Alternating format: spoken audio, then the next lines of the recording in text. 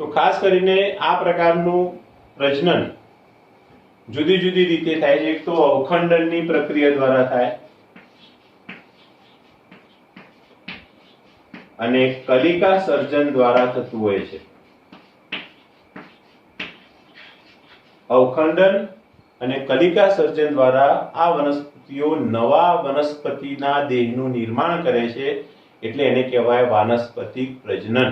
ચલો ત્યાર પછી આપણે સમજીએ લિંગી અલિંગી પ્રજનન।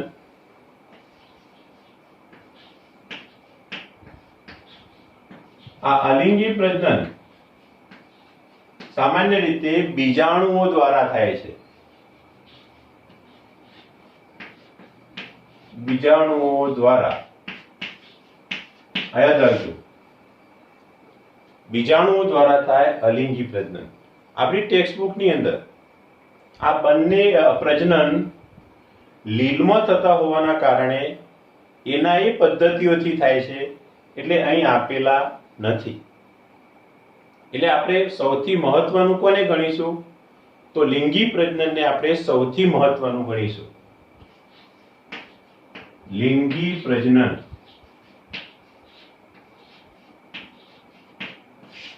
કેવી રીતે થાય એ આપણે સમજીએ। તો દ્વિઅંગી વનસ્પતિઓની અંદર લિંગી પ્રજનન અંગો જે સર્જાય છે, પોઈન્ટ નંબર 1 કે લિંગી પ્રજનન અંગો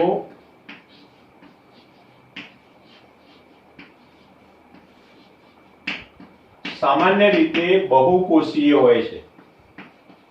બહુકોષીય, આ પહેલી બાબત।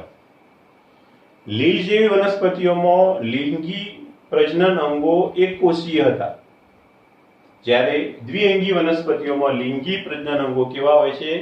બહુકોષીય। બીજી બાબત કે સામાન્ય રીતે આવા જે લિંગી પ્રજનન અંગો છે એ બે પ્રકારના હોય છે, એક નર અને બીજા માદા। એટલે કે જો નર લિંગી પ્રજનન અંગ હોય, નર લિંગી પ્રજનન અંગને પૂજન્યુધાની તરીકે ઓળખવામાં આવે છે। પૂજન્યુધાની નર લિંગી પ્રજનન અંગ કયા નામથી ઓળખાય છે? પૂજન્યુધાની। અને માદા પ્રજનન અંગ છે એને સ્ત્રીજન્યુધાની તરીકે ઓળખવામાં આવે। સ્ત્રીજન્યુધાની માદા પ્રજનન અંગ। લિંગી પ્રજનન માટે બે ધાનીઓ ઉત્પન્ન થાય। ધાની એટલે કોથળીઓ જેવી રચનાઓ। ખાસ કરીને જે સ્ત્રીજન્યુધાની હોય છે એનો આકાર ચંબુ જેવો હોય છે, ચંબુ આકારની હોય છે।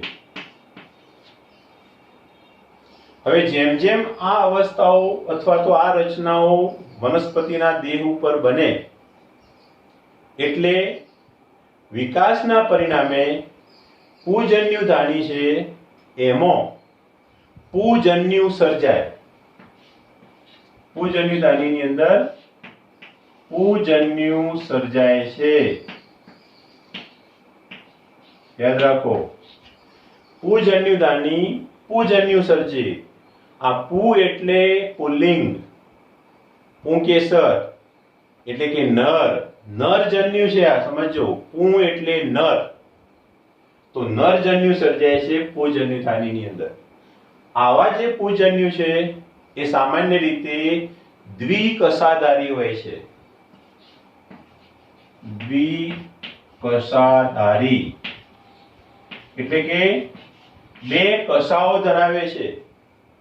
આવા હોય છે, આપણે એક ઉદાહરણ દોરીએ। આવા કુંતલ આકારના બે પૂજન્યુ હોય છે, બે કસાઓ આ રીતે ધરાવે છે। તો આ જે પૂજન્યુ છે દ્વિકસાધારી, એને આપણે કહીશું દ્વિકસાધારી ચલ પૂજન્યુ। અને આપણે શું નામ આપીશું? દ્વિકસાધારી ચલ પૂજન્યુ। આ દરેક શબ્દનો તમને અર્થ આવડવો જોઈએ.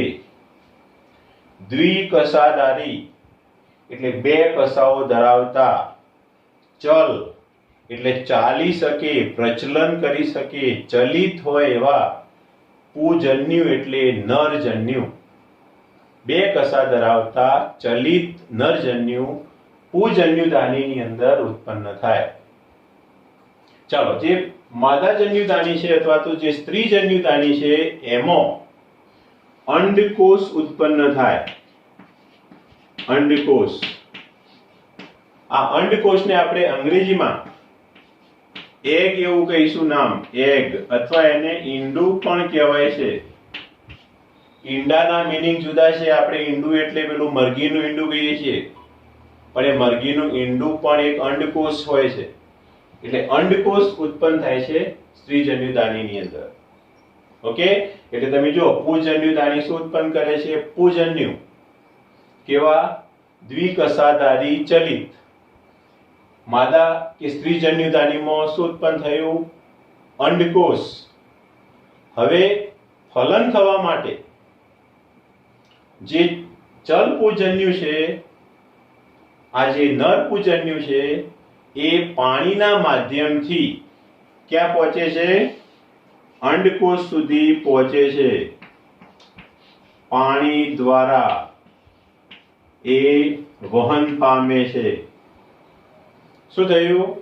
ચલ પૂજન્યુ અંડકોષ સુધી પાણી દ્વારા વહન પામે છે. એટલે ફલન માટે શું જોઈએ? પાણી. એટલે આ વનસ્પતિઓને લિંગી પ્રજનન કરવા માટે પાણી જોઈએ અને રહે છે જમીન ઉપર. જમીન ઉપર રહેવાનું, પ્રજનન માટે પાણી જોઈએ, એટલે ઉભયજીવી કહેવાય છે આ વનસ્પતિઓને. તો પાણી દ્વારા એ ક્યાં પહોંચે છે? અંડકોષ સુધી. એટલે પૂજન્યુનું અંડકોષ સાથે ફલન થશે. અહીં કઈ ઘટના બનશે? ફલન. અને ફલન થશે એટલે શું બનશે? ફલિતાંડ.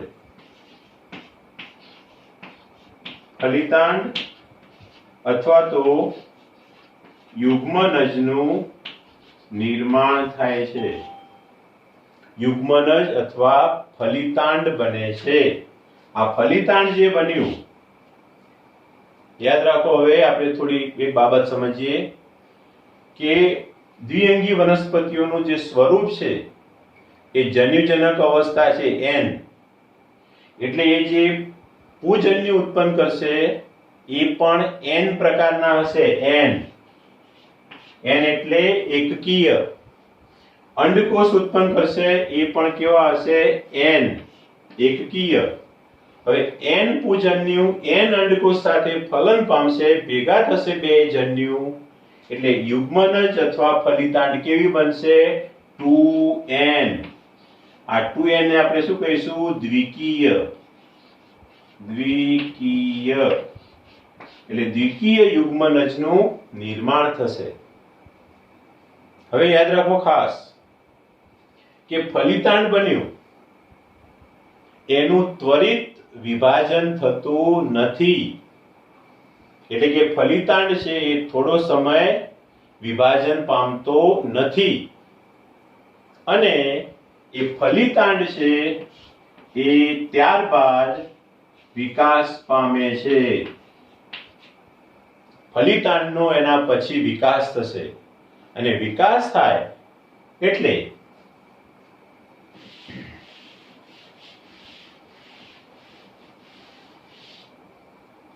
જે ફલિતાંડ બન્યું 2n એનો વિકાસ થશે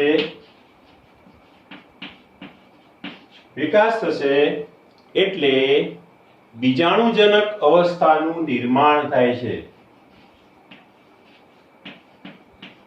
બીજાણુજનક 2n અવસ્થા સર્જાય છે. આમ તમે જુઓ, જ્યારે વનસ્પતિનો દેહ હતો એ જન્યુજનક અવસ્થા હતી અને જન્યુજનક અવસ્થાની અંદર જ, એની ઉપર જ કઈ અવસ્થા વિકસે છે? બીજાણુજનક અવસ્થા.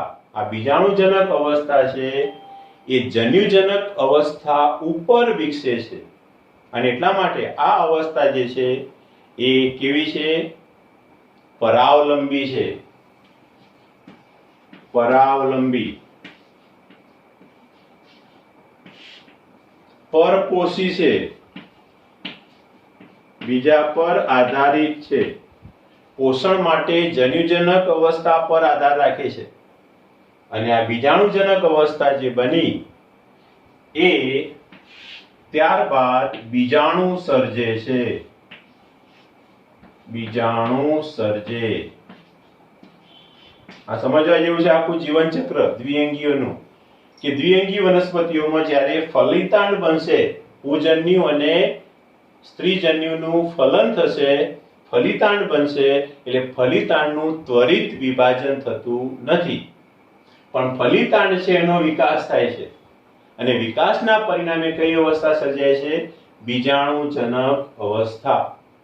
આ બીજાણુજનક અવસ્થા જે છે એ અર્ધીકરણ પામીને બીજાણુ સર્જે છે અને આ બીજાણુનું અંકુરણ થાય એટલે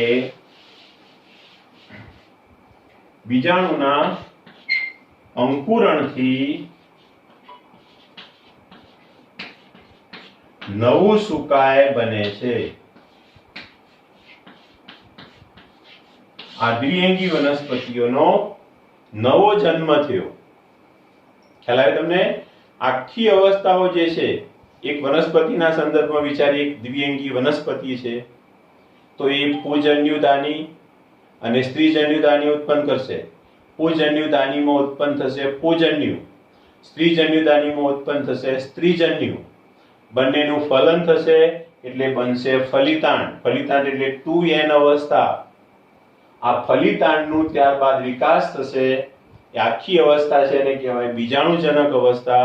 બીજાણુજનક અવસ્થામાં અર્ધીકરણથી બીજાણુ ઉત્પન્ન થશે અને એનું અંકુરણ થઈને નવા સુકાયનું નિર્માણ થશે.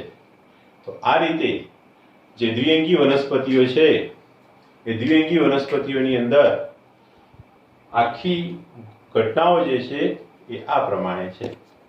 ઓકે.